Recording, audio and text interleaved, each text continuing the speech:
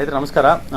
ಮೇಡಮ್ಗೆ 40 ವರ್ಷದಿಂದ ಸಂಧಿವಾತ ಇದೆ. ಬಟ್ ಆದರೂ ಕೂಡ ಅವ್ರಿಗೆ ಅಷ್ಟು ಕ್ರಿಟಿಕಲ್ಲು ಅಥವಾ ಸಿವಿಯರ್ ಅನ್ನೋ ಥರ ಇಲ್ಲ. ಲೈಕ್ ಬೇರೆ ಪೇಷಂಟ್ಸ್ಗೆ ನೀ ಆರ್ಥರೈಟಿಸ್ ಸಿವಿಯರ್ ಆಗಿರುತ್ತೆ, ಇನ್ಫ್ಲಮೇಷನ್ ಜಾಸ್ತಿ ಇರುತ್ತೆ, ಕಂಪ್ಲೀಟ್ ಡಿಜನರೇಷನ್ ಆಗಿರುತ್ತೆ, ಫ್ರೋಝನ್ ಜಾಯಿಂಟ್ಸ್ ಬಂದಿರ್ತವೆ.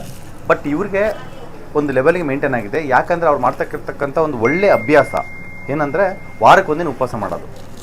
ವಾರಕ್ಕೊಂದಿನ ಉಪವಾಸ ಅನ್ನೋದು ಬಾಡಿನ ಕಂಪ್ಲೀಟಾಗಿ ಡಿಟಾಕ್ಸ್ ಮಾಡುತ್ತೆ. One of the best medicine ಉಪವಾಸ. Fasting is one of the best medicine. ಲಂಘನಂ ಪರಮೌಷಧಂ ಅಂತ ಆಯುರ್ವೇದದಲ್ಲೂ ಹೇಳ್ತಾರೆ. ಮತ್ತು ನಮ್ಮ ಫಂಕ್ಷನಲ್ ಮೆಡಿಸಿನಲ್ಲೂ ಕೂಡ ಅಲೋಪತಿನಲ್ಲೂ ಕೂಡ ಫಾಸ್ಟಿಂಗ್ ಬಂದು ಗಟ್ ರಿಸೆಟ್ ಮಾಡುತ್ತೆ ಮತ್ತು ಬಾಡಿಗೆ ರೆಸ್ಟ್ ಕೊಡುತ್ತೆ, ಡೈಜೆಸ್ಟಿವ್ ಸಿಸ್ಟಮ್ಗೆ ರೆಸ್ಟ್ ಕೊಡುತ್ತೆ ಅಂತ. ಯಾವ ಥರ ಮಾಡಬೇಕು ಅಂದರೆ, ಸಪೋಸ್ ಇವಾಗ ನೀವು ಮಂಗಳವಾರ ಅದು ಮಾಡ್ತೀರಾ ಉಪವಾಸ ಅಂತಂದರೆ, ಸೋಮವಾರ ನೈಟಿಂದ ಏನು ತಿಂದಿರ್ತಾರೋ ಅದು ಮುಗಿಸ್ಬಿಟ್ಟು ಮತ್ತು ಮಂಗಳವಾರ ಬೆಳಗ್ಗೆ ಮತ್ತು ಮಂಗಳವಾರ ಮಧ್ಯೆ ನೀವು 2 ಊಟ ಸ್ಕಿಪ್ ಮಾಡಿದ್ರೆ ಮಂಗಳವಾರ ನೈಟ್ವರೆಗೂ ಅವಾಯ್ಡ್ ಆಗುತ್ತೆ. ಸೊ ಸೋಮವಾರ ನೈಟಿಂದ ಮಂಗಳವಾರ ನೈಟ್ವರೆಗೂ ಏನೂ ತಿನ್ನಲ್ಲ. ಇದನ್ನು 24 ಅವರ್ಸ್ ಫಾಸ್ಟಿಂಗ್ ಅಂತೀವಿ. ಅಥವಾ ನಾನು ಇನ್ನೂ ಒಂದು ಲೆವೆಲಿಗೆ ಮೇಂಟೈನ್ ಮಾಡ್ತೀನಿ ಸರ್, 36 ಅವರ್ಸ್ ಫಾಸ್ಟಿಂಗ್ ಮಾಡ್ಬೋದು ಅಂತಂದರೆ, ಇವತ್ತು ರಾತ್ರಿ ತಿಂದರೆ ನಾಡಿದ್ದು ಬೆಳಗ್ಗೆವರೆಗೂ, ಅಂದರೆ ಸೋಮವಾರ ನೈಟ್ ತಿಂದರೆ ಮಂಗಳವಾರ ಫುಲ್ ಕಂಪ್ಲೀಟಿಗೆ ಬೆಳಗ್ಗೆ ಮಧ್ಯಾಹ್ನ ರಾತ್ರಿ ಕಂಪ್ಲೀಟ್ ಉಪವಾಸ, ಮತ್ತು ಬುಧವಾರ ಬೆಳಗ್ಗೆ ನಾವು ತಿನ್ಬೋದು. ಇದನ್ನು ಪ್ರತಿಯೊಬ್ಬರು ಕೂಡ ನಾರ್ಮಲ್ ಆಗಿರಲಿ ಅಥವಾ ಏನಾದರೂ ಬಾಡಿನಲ್ಲಿ ಏನಾದರೂ ಕಂಡೀಷನ್ಸ್ ಇದ್ದರೂ ಕೂಡ, ಇಶ್ಯೂಸ್ ಇದ್ದರೂ ಕೂಡ ದಯವಿಟ್ಟು ಇದನ್ನು ಫಾಲೋ ಮಾಡ್ತಾ ಹೋಗಿ.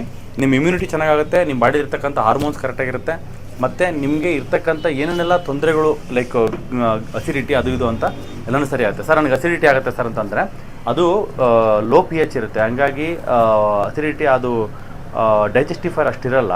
ಅಸಿಡಿಟಿ ಓವರಾಗೆ ಉಪವಾಸ ಒಂದು ಊಟ ಸ್ಕಿಪ್ ಮಾಡಿದ ತಕ್ಷಣ ಅಥವಾ ಪೋಸ್ಟ್ಪೋನ್ ಮಾಡಿದ ತಕ್ಷಣ ಆಗ್ತಿರುತ್ತೆ. ಅವಾಗ ಏನು ಮಾಡಬೇಕಂದ್ರೆ ಆಸಿಡ್ನ ಡೈಲ್ಯೂಟ್ ಮಾಡೋದಕ್ಕೆ we have to drink lot of water ತಗೋಬೇಕು. ಅಟ್ಲೀಸ್ಟು ಸ್ಟಾರ್ಟಿಂಗ್ ಒಂದು 3-4 ಟೈಮ್ಸ್ ಫಾಸ್ಟಿಂಗ್ ಮಾಡೋವರೆಗೂ ಏನು ಮಾಡ್ಬೋದು, ಅಟ್ಲೀಸ್ಟ್ ಮಜ್ಜಿಗೆ ಕುಡಿಬೋದು. ಆ ಟೈಮಲ್ಲಿ ಮಜ್ಜಿಗೆ ಅಥವಾ ಸೌತೆಕಾಯಿ ಆ ಥರ ತಿಂದ್ಕೊಂಡು ಸ್ವಲ್ಪ ಅಟ್ಲೀಸ್ಟ್ ಬೇಸಿಗೆ ಇರ್ತಕ್ಕಂಥ ಮಿತವಾಗಿರ್ತಕ್ಕಂಥ ಈ ವೆಜಿಟೇಬಲ್ಸ್ನ ತೊಗೊಂಡ್ಬಿಟ್ಟು ನಾವು ಮಾಡ್ಬೋದು. ಒಂದು ಮಂತು 4-5 ಸಲ ಥರ ಮಾಡಿ ಅಭ್ಯಾಸ ಆದಮೇಲೆ ಅವಾಗ ಅಸಿಡಿಟಿ ಆಗಿ ಅಂದರೆ ಹೊಟ್ಟೆ ಉರಿಯೋದು ಕಡಿಮೆ ಆಗ್ತಾ ಹೋಗುತ್ತೆ, ಬರ್ನಿಂಗ್ ಕಮ್ಮಿ ಆಗುತ್ತೆ. ಆವಾಗ ನೀವು ಕಂಟಿನ್ಯೂಸ್ ಬರೀ ನೀರು ಕುಡ್ಕೊಂಡು ಮೇಂಟೈನ್ ಮಾಡ್ಬೋದು. ನೀರು ಕುಡಿಯುವಾಗ ಸ್ವಲ್ಪ ಬೆಸ್ಟ್ ಬಂದು ಬರೀ ನಾರ್ಮಲ್ ವಾಟರ್, ತಣ್ಣೀರು ಕುಡಿಯೋಕ್ಕಿಂತ ಬಿಸಿನೀರು ಕುಡಿಯೋದು ಒಳ್ಳೆಯದು. ಯಾಕಂದ್ರೆ ಬಿಸಿನೀರಿಗೆ ಫ್ಯಾಟ್ ಮೆಟಬಾಲಿಸಮ್ ಇಂಪ್ರೂವ್ಮೆಂಟ್ ಆಗುತ್ತೆ, ಡೈಜೆಸ್ಟಿವ್ ಫೈರು ಇಂಪ್ರೂವ್ಮೆಂಟ್ ಆಗುತ್ತೆ, ಎಲ್ಲನೂ ಇಂಪ್ರೂವ್ಮೆಂಟ್ ಆಗ್ತಾ ಹೋಗುತ್ತೆ. ಬಿಸಿನೀರಿಂದ ಹಂಡ್ರೆಡ್ಸ್ ಆಫ್ ಬೆನಿಫಿಟ್ಸ್ ಇದೆ ಬಿಸಿನೀರು ಕುಡಿಯೋದ್ರಿಂದ.